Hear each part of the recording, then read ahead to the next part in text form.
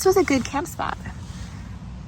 It's chilly this morning. There were some rocks, but it was the best. I mean, I couldn't walk any further and there was nowhere else to go. So it did just fine.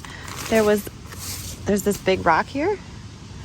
So like I put my hat there, I put my foam mat there just to help. And I slept here, but the edge of my mat was there. But it's holding up. The tent is holding up. The new lovely Hulk mattress is holding up. This morning, my back keeps hurting when I wake up right in the center of it. And I think it's because my Philo Elite pillow is just too thin for me. I need a thicker pillow. But I had this propped up under here. So this was leaning up.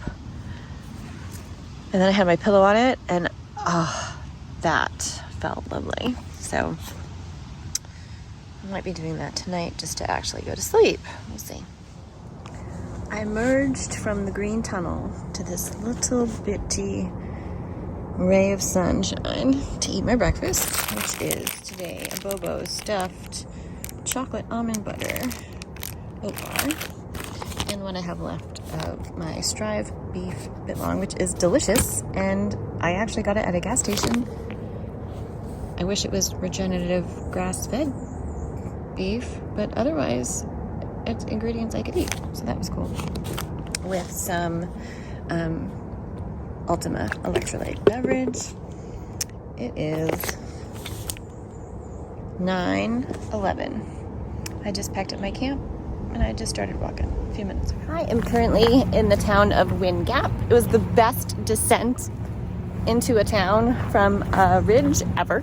A nice switchback with places to put my foot that don't have stabby rocks pointing into them. So that was very nice.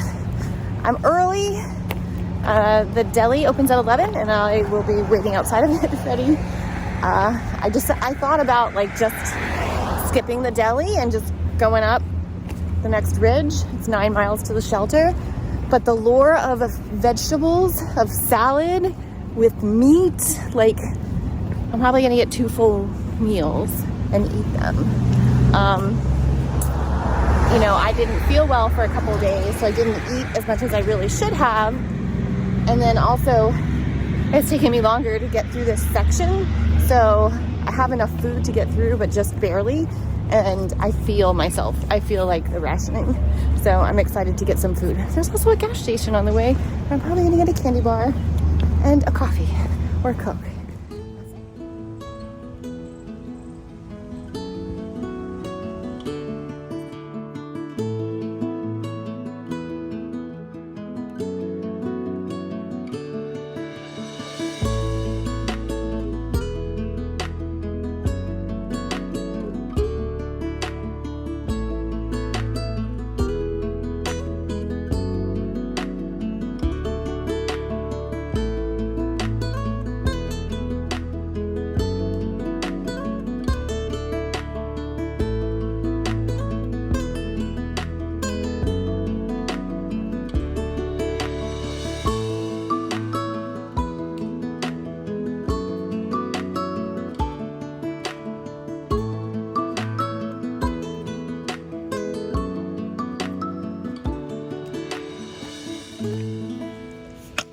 I was just passed by Brimble, who I met at the restaurant that I was just at, which was great, the Tavern in Wind Gap.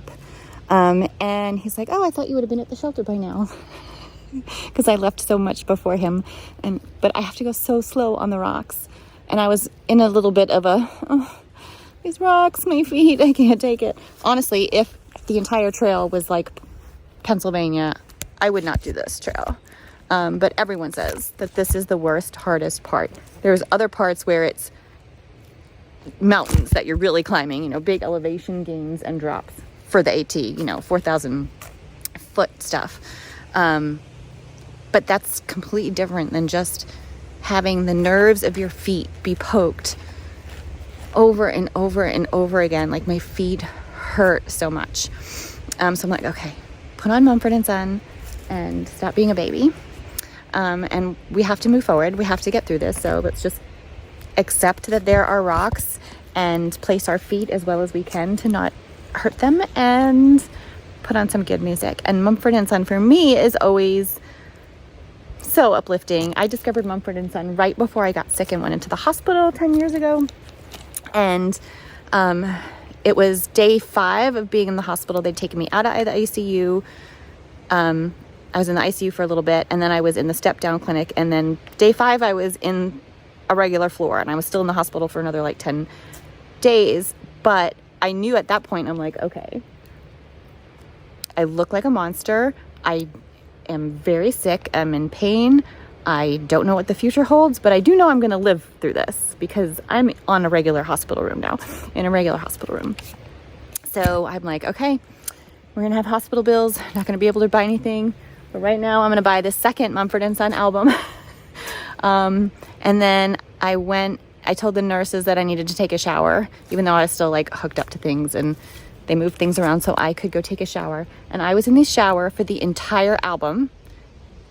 And I was just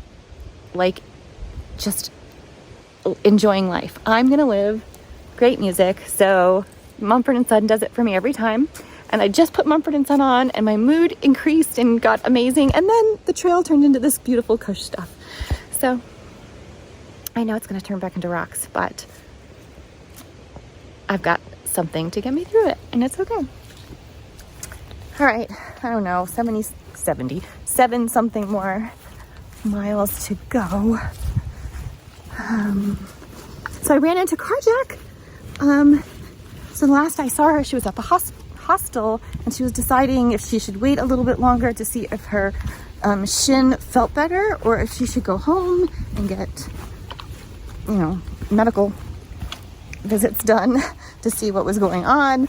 And she is hiking south this section, and so we ran into each other, and we'll both be in the same place on Monday, so we may see each other then, and then we'll be hiking north, so again, may see each other a little bit more. So that was awesome.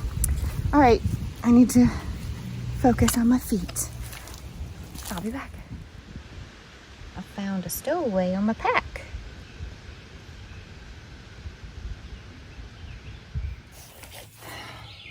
It is 6:46 p.m. I have 3 miles to the shelter. There is a blue blaze that circles around, and I would miss like this much of the AT. That has water, which I need, and people say is nice, and I'm going to do it. I'm taking the blue blaze. I think, yeah, I'm going to do it. Oh my goodness. This trail is beautiful. I can actually get miles in. I'm not trying to be a baby about my feet. I'm just trying not to hurt myself out here. And the rocks hurt. And just, one slip takes you out through the game, depending on your injury. And, that was really nice that it was cushy. I think I'm less than a mile now. Which is fantastic. So I kind of do need to cook a meal, or at least have a tuna sandwich. And it's almost 8 o'clock.